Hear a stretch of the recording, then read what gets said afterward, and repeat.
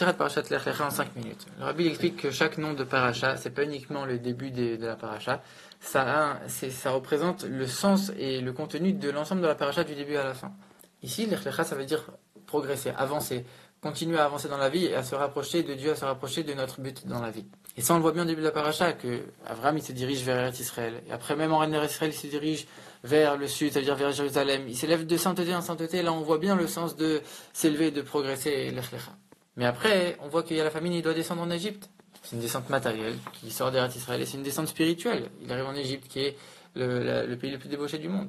En plus de ça, on voit que Sarah, elle est prise comme prisonnière chez Pharaon. Même s'il ne l'a pas touchée, c'est quand même très grave. Même spirituellement, toutes les forces négatives de l'Égypte, elles commencent à puiser chez Abraham et Sarah. Comment ça peut faire partie aussi de l'Lech Lecha, c'est-à-dire de l'élévation, de la progression, de quelque chose, de l'idée de s'élever encore et de progresser vers Dieu. Alors, comment on sait que chaque action des patriarches a un impact sur les actions des enfants? En vérité, la descente d'Abraham en Égypte, ça représente la descente des bénis Israël après par la suite en Égypte.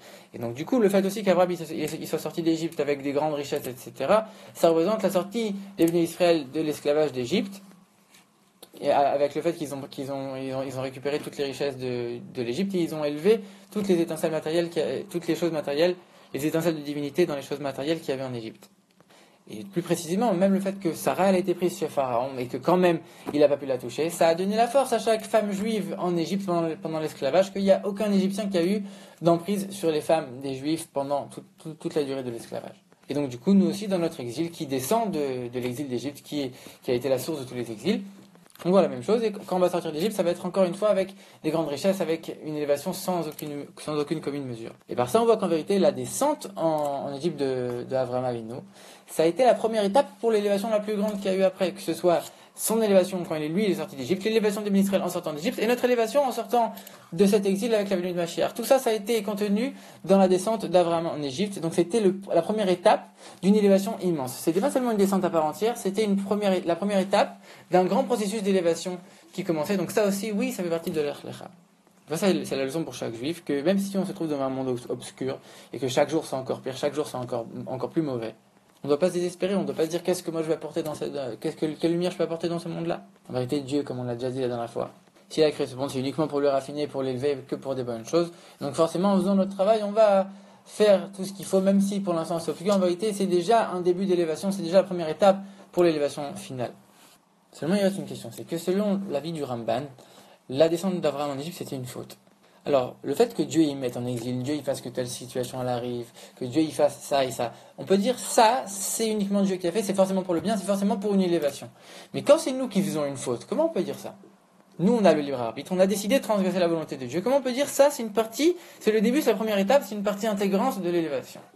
Alors déjà, il faut savoir que pour les tzadikim, quand on parle de faute, c'est jamais une vraie faute, c'est un abus de langage. Pour un tzadik il ne faute jamais, il n'a même pas dit etc. Donc il n'y a jamais du mal pour un tzadik. C'est uniquement, quand on dit faute, c'est uniquement dans le sens manque. Il y a eu un manque de lumière à tel ou tel moment. Mais c'est pas du tout une faute comme nous on l'entend.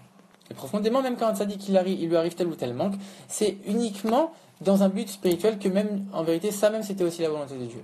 Mais on sait que l'enseignement de la Torah, il est pour chaque juif. Et l'Lech Lecha, pour nous, ça ne nous concerne pas alors. Ça veut dire que c'est que pour les tzadikim. Nous, on n'est pas des tzadikim. Alors qu'est-ce que ça veut dire? C'est-à-dire que oui, ça nous concerne. Et ça veut dire que même quand un juif, il fait une faute en pleine connaissance de cause et en pleine conscience, en vérité, même à ce moment-là, il est en train de s'élever. L'Lech Lecha, il est en train de progresser, il est en train de s'élever. Comment c'est possible? Dans les lois d'idolâtrie, c'est écrit que celui qui pense que Dieu il a donné de la force aux astres, et que du coup les astres peuvent choisir de faire ce qu'ils veulent, et qu'ils ont un libre choix, au même titre que Dieu, il fait ce qu'il veut, alors c'est des idolâtres. Même s'ils pensent que c'est Dieu qui leur a donné cette force, c'est des idolâtres.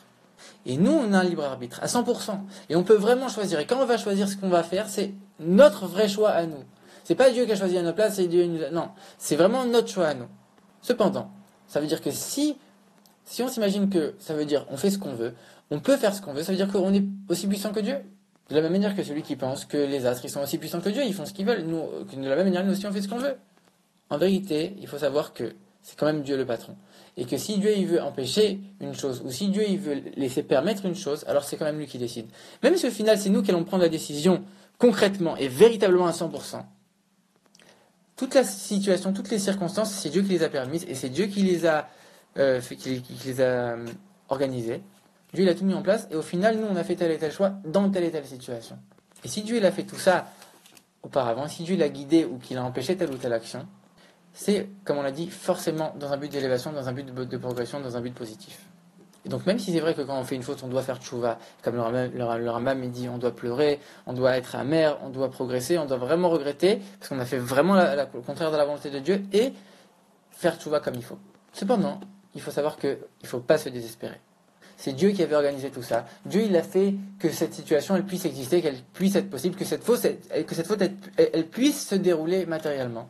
Et si Dieu, il a laissé permettre une chose pareille, c'est uniquement dans un but d'élévation, c'est uniquement dans un but de progression et dans une vision positive pour progresser encore, arriver à un niveau auquel on ne serait jamais arrivé sans passer par cette étape, par cet épisode. Ça aussi, c'était la première étape de l'élévation la plus grande. Ça, c'est l'enseignement pour chaque juif de ne pas se désespérer et de toujours voir les choses de manière positive pour progresser encore plus.